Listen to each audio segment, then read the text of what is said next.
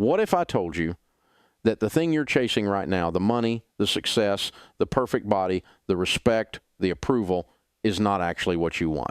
What if I told you I've spent decades watching people chase those things, sacrifice their peace for them, stress themselves into exhaustion for them, only to realize too late that they were running after the wrong prize?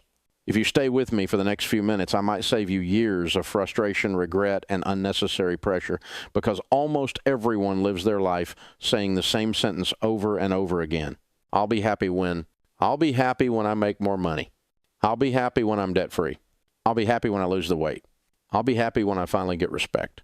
I'll be happy when I find the right partner. And listen, I understand that mindset. I've lived long enough and coached enough people to know why we think that way. We tell ourselves happiness is waiting somewhere in the future, tied to a number, a title, a bank balance, or someone else's approval. But here's the truth. Most people don't realize until much later in life, happiness doesn't live at the finish line. I'm Dave Ramsey, and for decades I've talked to people about money, but what I've really spent my life talking about is behavior, fear, and identity. Money just happens to be the loudest mirror of what's going on inside us. Let me pause here for just a moment. If this is making sense to you, if you're realizing you've been waiting for someday to feel at peace, then you're not alone. This channel is for people who want wisdom, not noise. So if you haven't already, subscribe, because every week we talk about money, life, and decisions that actually matter, especially as time becomes more valuable than ever. And I'd really like to hear from you. What is the one thing you've been telling yourself you'll do someday? Put it in the comments. Sometimes clarity begins by admitting it out loud.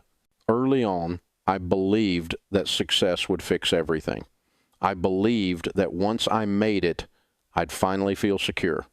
I'd finally relax. I'd finally feel like enough.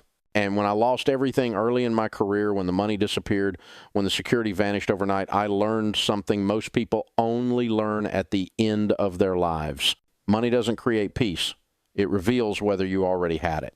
I've spoken to millionaires who can't sleep at night and to people with very little who are calm, grateful, and content. And the difference isn't income, it's where their sense of worth comes from. Here's what I've seen again and again. People don't actually want money. They want what they think money will give them. Safety, control, freedom, respect, the feeling that they're okay. And the dangerous part is this. When you tie your sense of worth to an external outcome, you are never finished. You hit one goal, and immediately your mind moves the target. You pay off one debt, and another fear pops up. You hit a net worth number, and suddenly it's not enough. That's why so many people reach goals they dreamed about for years and still feel restless. They feel disappointed with themselves for not feeling happier. And they don't talk about it because it feels ungrateful to admit. I've worked with people in their 70s, 80s, even 90s. I've watched how life plays out when the noise finally quiets down. And let me tell you something very clearly. No one gets to the end of their life wishing they had been more stressed, more anxious, or more obsessed with appearances. Some of the saddest conversations I've had were with people who spent their entire lives chasing someday. Someday I'll travel, someday I'll slow down, someday I'll enjoy life. And then someday never came because someday isn't a plan, it's a delay. I've also met people in their later years who are sharp, curious, full of humor, and gratitude. Their bodies may be aging, but their spirit is wide awake. They're learning, growing, contributing, and they have something in common. They stopped waiting for permission to feel content. One of the most powerful lessons I've learned from watching people age is this. You are either growing or shrinking. There is no standing still. When people stop learning, stop dreaming, stop engaging with life, their world gets smaller. Fear grows louder. Regret creeps in. And it has nothing to do with money. I've seen people living in modest homes who feel rich because they're present, grateful, and purposeful. I've also seen people in luxury homes who are miserable because they're still trying to prove something to someone who probably isn't even paying attention. Here's another truth people don't like hearing. Obsession doesn't magically disappear with age. If you spend your life obsessing over how you look, how you compare, how you measure up, that voice doesn't stop unless you decide to stop listening to it. I once talked to someone in their 90s who was still upset about wrinkles, still comparing themselves to younger people, still wishing they could turn back the clock. That's not freedom. That's a prison you carry with you. Real freedom is when things that used to control you lose their power, when criticism doesn't ruin your day, when someone else's success doesn't make you feel smaller, when you're not walking around offended, triggered, or defensive all the time. Confidence isn't loud. Confidence is quiet. It's the absence of fear, not the presence of applause. I want to talk about safety for a moment, because this is where money really gets tangled up emotionally. I've heard people say, once I pay off my house, then I'll feel safe. And listen, paying off your house is a great goal. I teach people to do that every day. But here's the question I ask them. After the house is paid off, what's the next worry?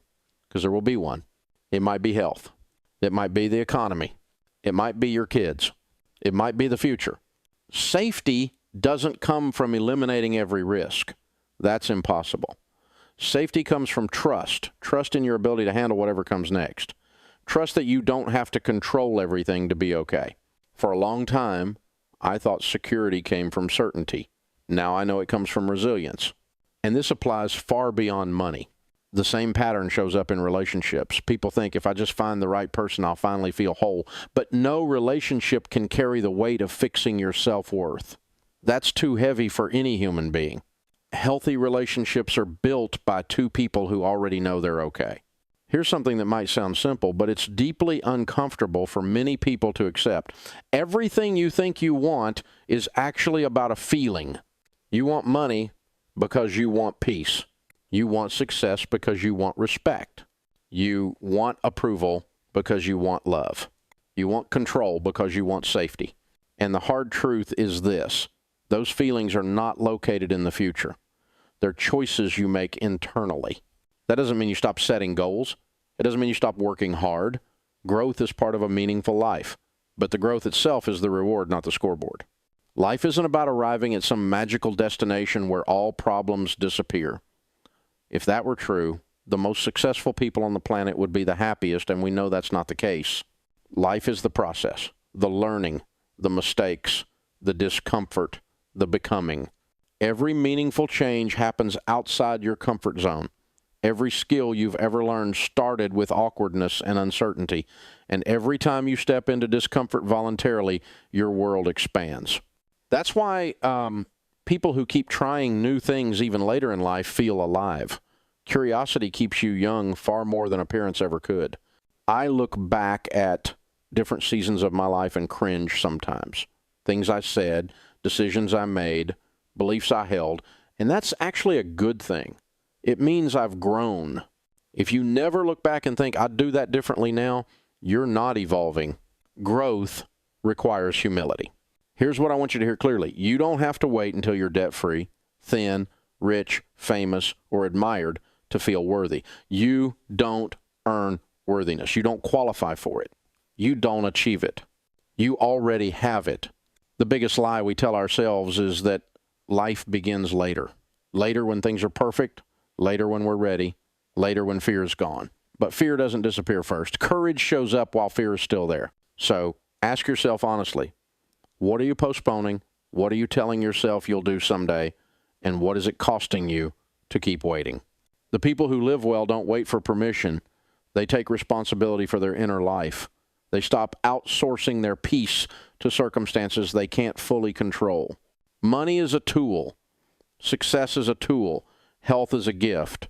Relationships are a blessing. But none of them are substitutes for self-respect. You don't need to prove anything to be at peace. You need to decide that you're done living on pause. Because one day, whether we like it or not, the scoreboard turns off. And when that day comes, the only thing that matters is how fully you lived, not how impressive it looked from the outside. Life is not about reaching the top of the mountain and planting a flag, because there's always another mountain. Thank God there is. The climb is what shapes you. So stop waiting. Stop chasing feelings. You can choose right now. Keep growing. Keep learning. Keep serving. That's where fulfillment lives. Not someday, today. Before you go, let me leave you with this thought. You don't need permission to live fully. You don't need approval to feel worthy. And you don't need to wait for life to finally begin. If this message helped you see things differently, share this video with someone who needs to hear it, someone who's been waiting too long to start living. And if you want more conversations like this, subscribe and stay with us. We're not here to rush life. We're here to live it wisely. Thank you for being here.